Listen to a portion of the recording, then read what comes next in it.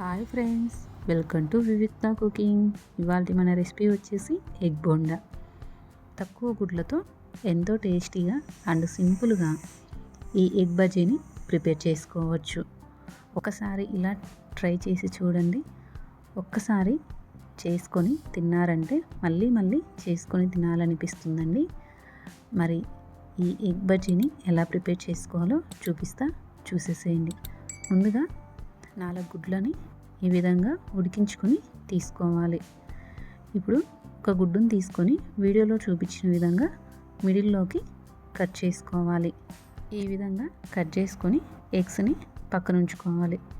ఇప్పుడు ఒక బౌల్ తీసుకొని 1 కప్పు శనగపిండిని యాడ్ చేసుకొని సన్నగా కట్ చేసిన పచ్చిమిర్చి, సన్నగా కట్ చేసిన కొంచెం కొత్తిమీర, కరివేపాకు, 1/2 టీ స్పూన్ వేయించి పొడి చేసుకున్న జీలకర్ర పొడి, 1/2 teaspoon garam masala, 1/2 teaspoon ధనియాల పొడి, 1 టీ స్పూన్ కారం, 1/2 teaspoon salt, 1/2 teaspoon పసుపు, 1/2 టీ స్పూన్ వంట సోడాని యాడ్ చేసుకొని ఒకసారి మొత్తం కలిసే విధంగా కలుపుకోవాలి.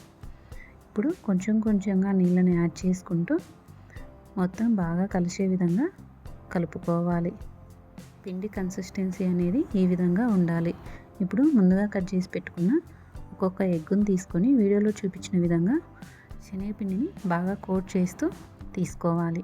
ఇప్పుడు బాగా హీట్ అవుతున్న ఆయిల్లోకి ఒక్కొక్కటిగా యాడ్ చేసుకోవాలి.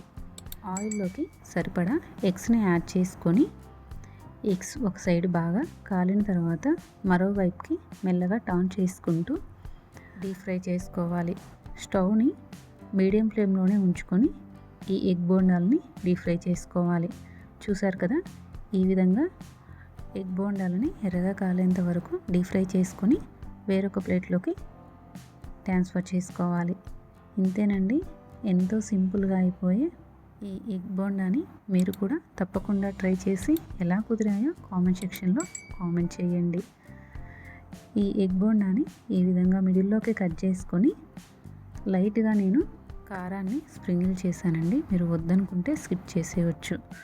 మరి నా వీడియో కనుక మీకు నచ్చినట్లయితే ప్లీజ్ లైక్ చేసి మీ ఫ్రెండ్స్ అండ్ రిలేటివ్స్కి షేర్ చేయండి. మరిన్ని ఇలాంటి వీడియోస్ కోసం మన ఛానల్ని తప్పకుండా సబ్స్క్రైబ్ చేసుకోవడం మర్చిపోకండి. Bye friends.